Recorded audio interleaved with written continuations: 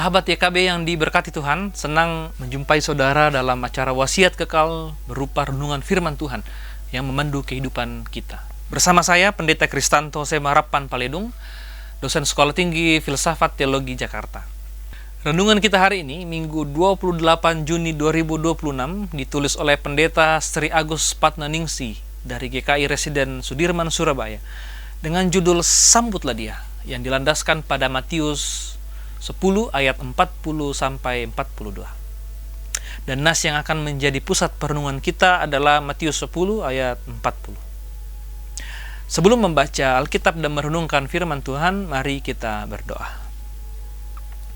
Kami menyambut Engkau Tuhan di dalam kehidupan kami. Menyambut kasih-Mu, menyambut kehadiran-Mu yang tak pernah putus. Namun kami sering menjadi manusia yang tidak menyadari, bahkan menolak kehadiran-Mu.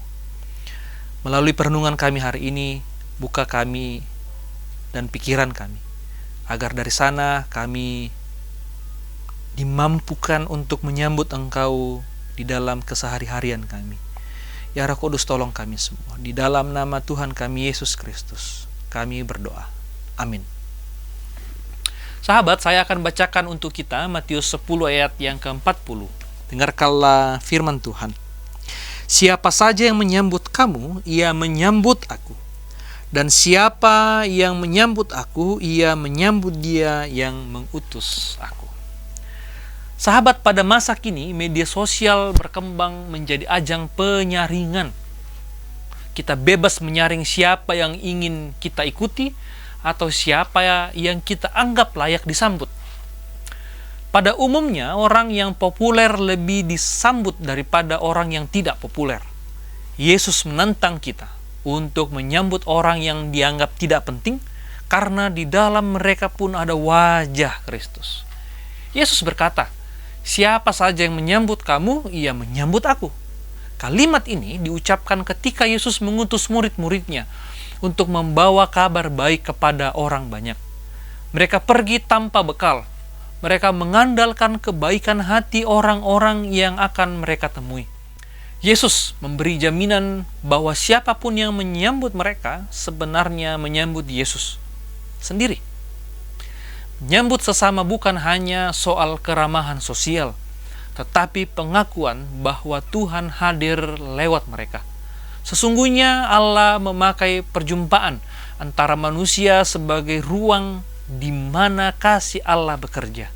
Saat menyambut orang lain, kita sedang membuka pintu bagi Tuhan.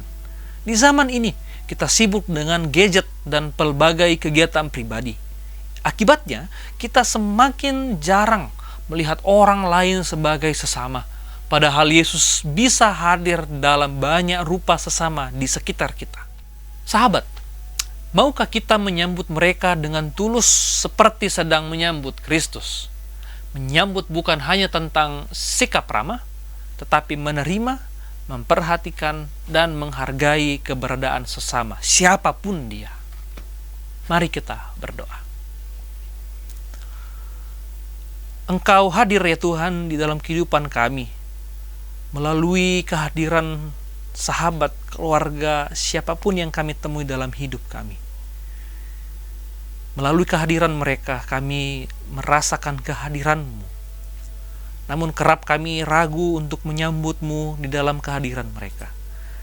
Buka hati, pikiran, diri kami, agar mereka yang Engkau pakai menjadi kehadiran-Mu, kami sambut dengan penuh rasa syukur, dengan sukacita, dengan ketulusan.